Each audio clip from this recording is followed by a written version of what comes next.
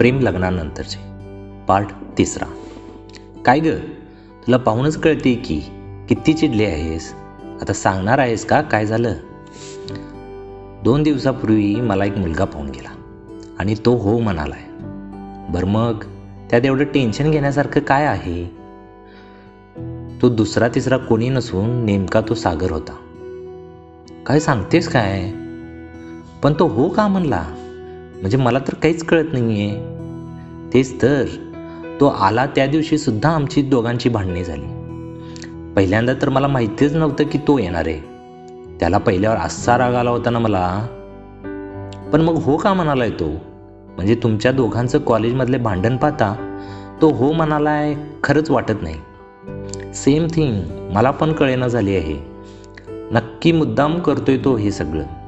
आणि माझ्या घरचे, त्यांना जणू असं वाटतं की या स्थळानंतर मला दुसरं स्थळ भेटणारच नाही. अरे बापरे, अवघड आहे की मग. अवघड नाही, महाअवघड. पण काय ग, तसा तो दिसायला भारी आहे की. मग मी काय करू? त्याचं लोणचं घालू? तू काय बोलते आहेस हे मध्येच? 1 मिनिट. पण कॉलेजमध्ये तर ती नताशा होती त्याच्यासोबत. मग तिला सोडून माझ्याशी का लग्न करायला तयार झालाय हा? आणि तिची तर आठवणही नको वाटते मला. I just hate her. आपल्याला काय करायचंय आत्ता? तिचा विचार करून आत्ता काय करायचं ते बघ. आणि तिच्यावरून काय कमी राडे झाले होते तेव्हा सुद्धा. आता काय करू? मी तर नाही म्हणून सांगितले आई बाबांना, पण ते ऐकलेच नाहीत. तर एक काम कर ना, त्यांनी नाही ऐकलं तर सरळ लग्न कर. आणि मग कॉलेजमध्ये तू त्याचा जीव नकोसा केला होतास, लग्नानंतरही त्याच्या घरात तेच करायचं.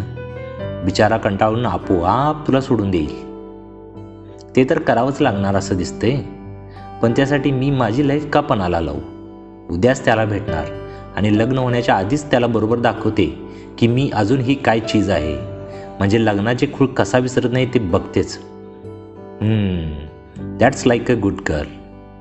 आत्ता कशी लढायला तयार झाली माझी झाशीची राणी. त्या दोघी एकमेकांना टाळ्या देत हसू लागल्या. थोड्या इकडच्या तिकडच्या गप्पा करून लगेच आपल्या घरी गेल्या. सायली घरात पाऊल ठेवते तोच. काय ग, कुठे गेली होती आत्ता? आईने विचारले. वॉक करायला गेले होते. का? आता तो सुद्धा करायला नाही जायचं का मग? सायली म्हणाली.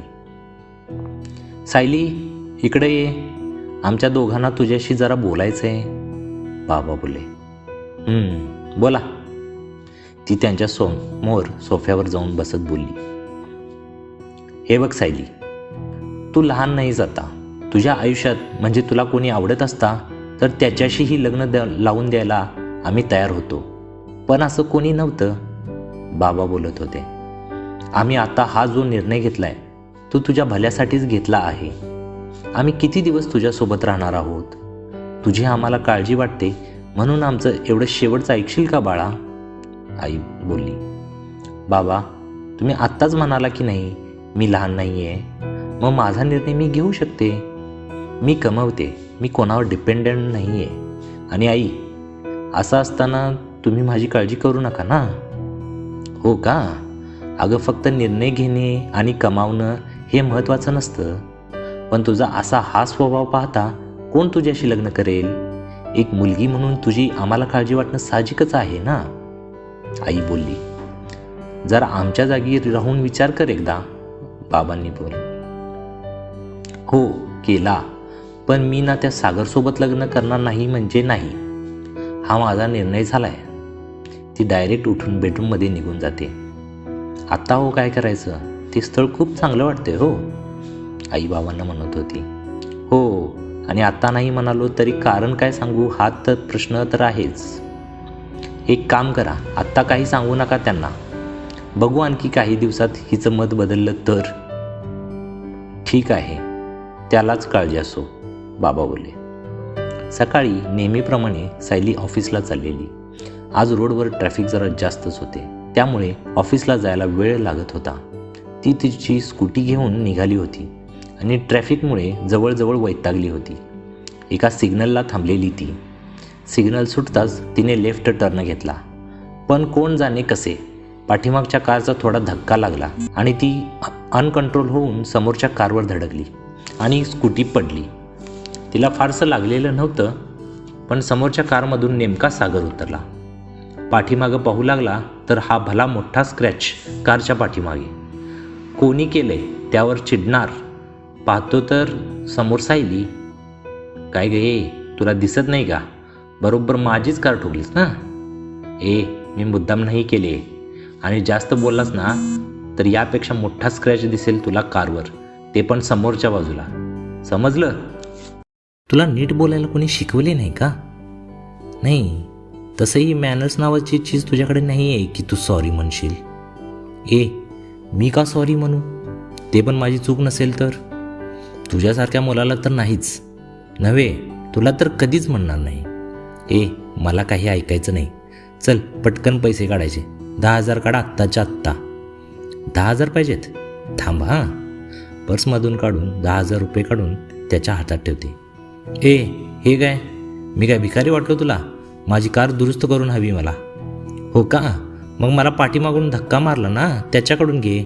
माझी चूक नाही यात. कुठल्या मूर्खाला सांगतीये मी? मूर्ख कोणाला म्हणत आहे तू? नीट बोलायचा या सागर पाटीलशी. का? तू काय राजा आहेस नीट बोलायला?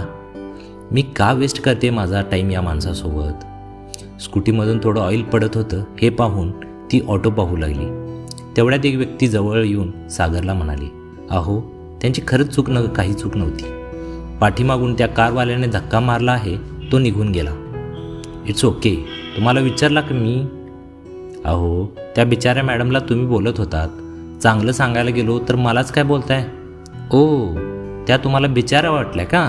दिसतं तसं नसतं. तू जा ना, तुझं काम कर. मला शिकवायला आलाय. ऑटो भेटताच ऑटोमध्ये बसली आणि त्याला वाकडं दाखवून ती निघून गेली. सागरचा मात्र मूड गेलेला. सकाळी सकाळी असं काही झाल्याने. अरे यार, या मूर्खाला मला भेटायचं होतं. विचारायचं आहे की का लग्न करायचं याला माझ्याशी. भेट झाली ती पण ही अशी. सकाळी सकाळी याचीच कार समोर काय यावी? आजचा दिवसच खराब दिसतोय. मेकॅनिकला फोन करून स्कूटी दुरुस्तीला न्यायला सांगून होईपर्यंत ती ऑफिसला सुद्धा पोचली. ऑफिसमध्ये पोचल्यावर तिने तिच्या फ्रेंडकडून सागरच्या ऑफिसची माहिती मिळवली आणि आता आज जसं घडलं त्यामुळे ती 2 दिवसांनी त्याला तिथे जाऊन भेटणार होती आणि जाब विचारणार होती की नक्की त्याच्या डोक्यात काय प्लॅन शिजतोय.